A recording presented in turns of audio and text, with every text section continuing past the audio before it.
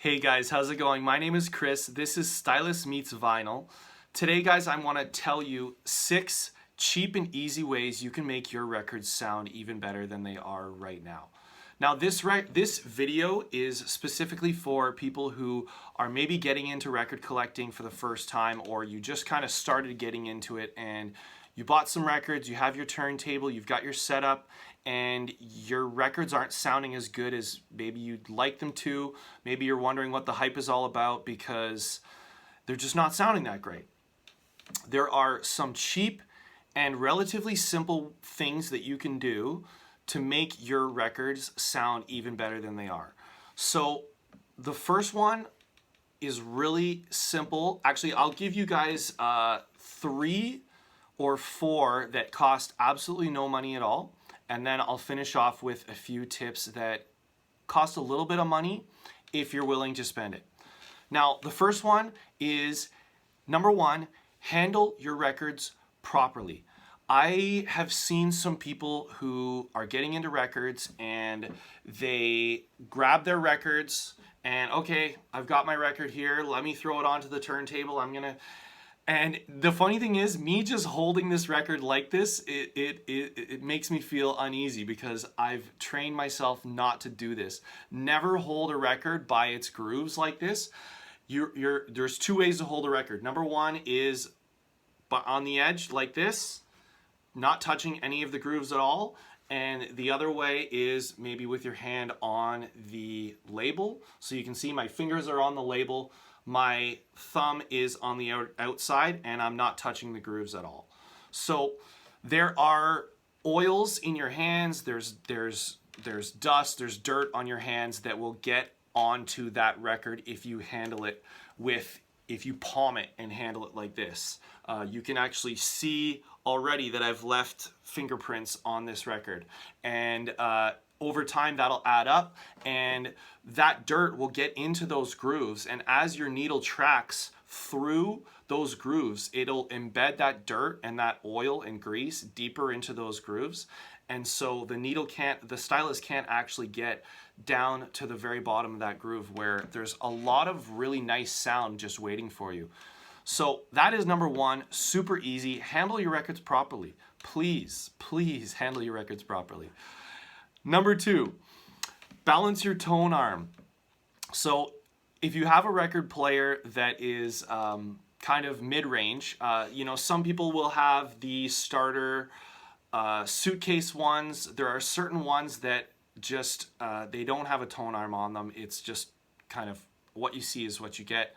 Play your records, there's not much you can do about those. But if you start to get into mid-level and upper-level turntables, you will have a weight at the back of your tone arm, and your cartridge, your stylus that you're using, will have a recommended tracking force. You can find out your recommended tracking force if you don't know it. It should be in, if you buy it, your stylus, it should be in the little manual for it. Otherwise, you can just Google the stylus name and the name plus tracking force, and you can find out. So tracking force is usually a recommendation, so perhaps 2 grams to 3 grams. If that were the case, then your needle's optimal tracking force is 2.5 grams. Just split the difference between the number, and that's what you want to balance your tone arm to.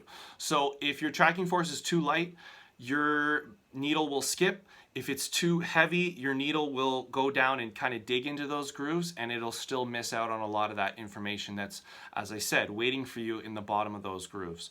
So I could make this an instructional video and show you exactly how to balance your tone arm, but there are other channels and other websites that have done it even better than I can, and I will provide a link in the description to this video of an easy way to balance your tone arm. So make sure you check that out.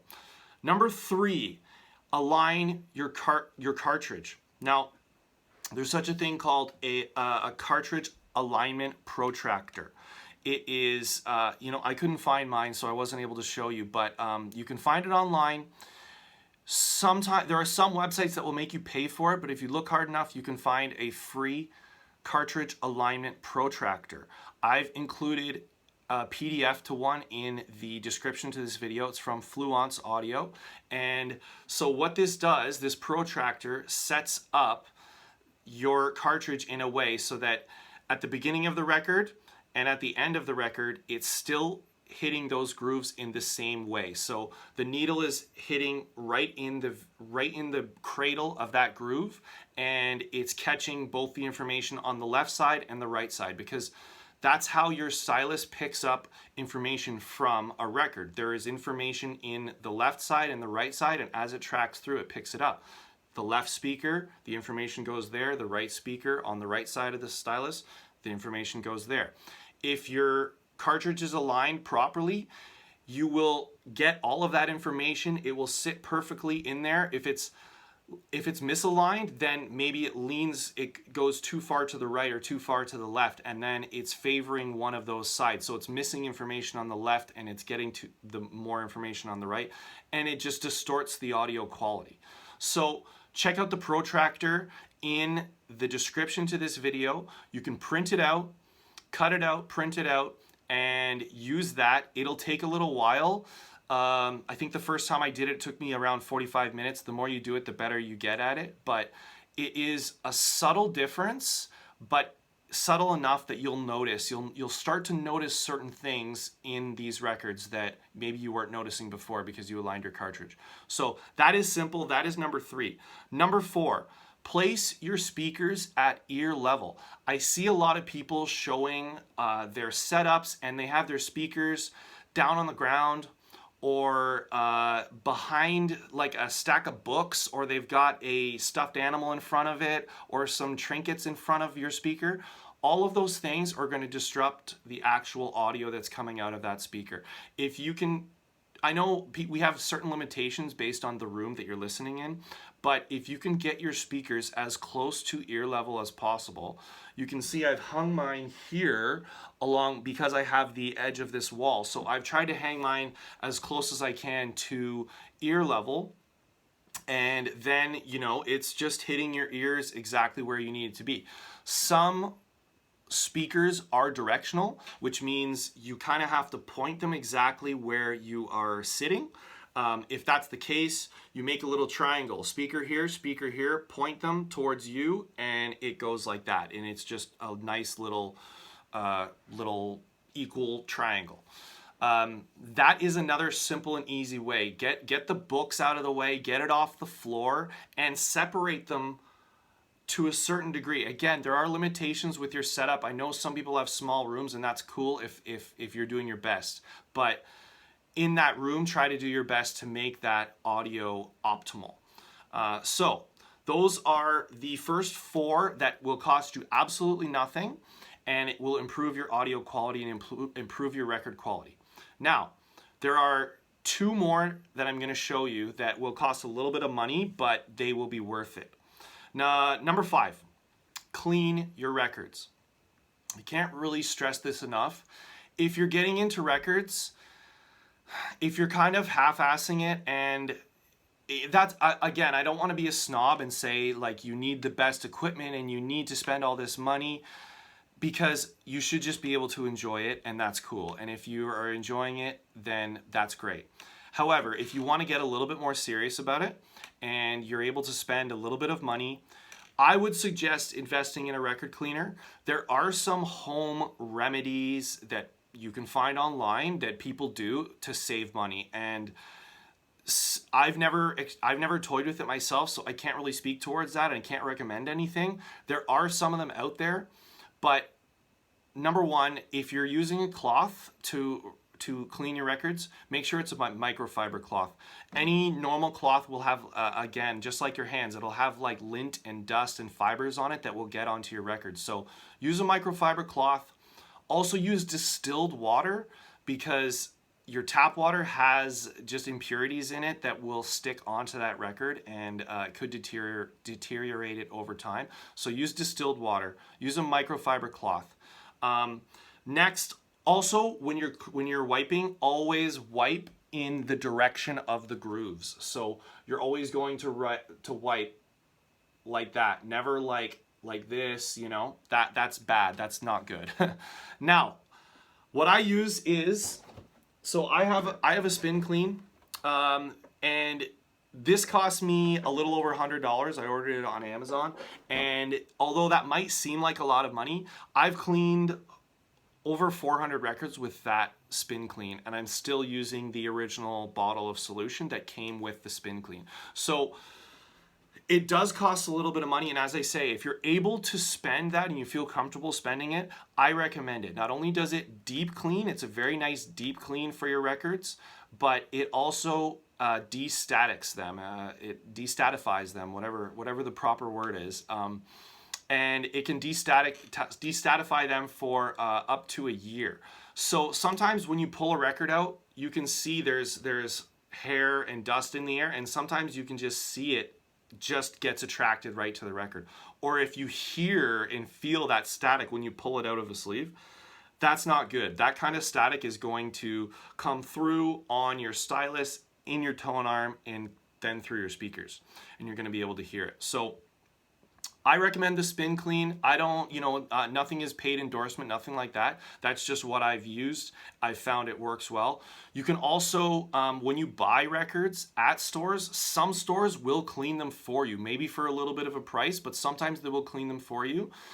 They've got special, even higher quality equipment than that can clean records. So explore some options there. If you're comfortable spending something like $100, $110, I recommend the spin clean. I still use it to this day, and it works great. And I will say I have had some records that skipped because they had dirt in them. I put them through the spin clean and they no longer skip. So I've instantly upgraded them just by doing that. So when you think about the cost of the spin clean versus, I think 7 or 8 records that used to skip that I have improved, the cost completely negates the gain of getting these records back and now being able to play them.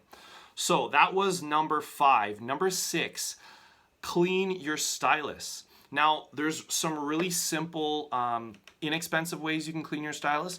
There is something called the Onzao Zero Dust. It costs a little bit of money, $40 or $50. I don't have any experience using that, but I know that it's a standard for a lot of record collectors. If you don't want to spend that much money, $40 or $50 on a stylus cleaner, I have used in the past, and I can recommend, they're called Moon Gel Damper Pads. So these are actually for drum kits. They're sold at a music store. They're just little, if you can see what's in there, they're just like little gel packs. And you just basically take your stylus and very gently just kind of dip it into the gel, and it's kind of a sticky gel, and it will take whatever dust and dirt is on your stylus, so it will take it right off of that. Be sure to be careful. Also remember, if you're ever cleaning your stylus, always, if you're using a brush, go towards you. Don't go side to side or backwards. Anything, go towards you. Go the direction of the actual stylus. You can damage it if you start going wild with other methods. So I have had some lucks with Moon Gel Damper Pads. They sell these at music stores. There's a chain here in Canada called Long and McQuaid. They'll sell them there in the drum section for about $10. So these have been good to me. There are other, there's always other alternatives. You can spend more. You can send away for things. There is an article I found that had some really handy, cheaper options to clean your records and to keep your stylus clean. And I will link to that in the description as well. And then the last thing I'm going to tell you, this is like a bonus one because it's kind of a step beyond any of the simple ones I've told you here, is to use anti-static sleeves. And so this is what an anti-static sleeve looks like. These ones specifically are from Mobile Fidelity Sound Lab. They are pricey. So again, it's one of those things that if you're able to spend the money and you feel comfortable spending the money, I recommend it, but it's not, imperative. However, it will keep, these are anti-static sleeves. So once you clean them, if you're using something like the Spin Clean, they'll be nice and destatified. You put them in this sleeve and it will keep them destatified. So I'm continuing to use that word because I'm not sure if that's the right one, but they keep the dust off of them, and they keep them sounding nice so you don't hear that static once you play your records. So that was my bonus 7, but those are 6 simple and easy ways that you can make your records sound even better than they are right now. I hope this was a useful video. Let me know what you think about any of my suggestions in the comments. Again, I will link to all of the things I mentioned here in the description to the video. And don't forget to come right back here where Stylus meets vinyl. Thanks. See ya.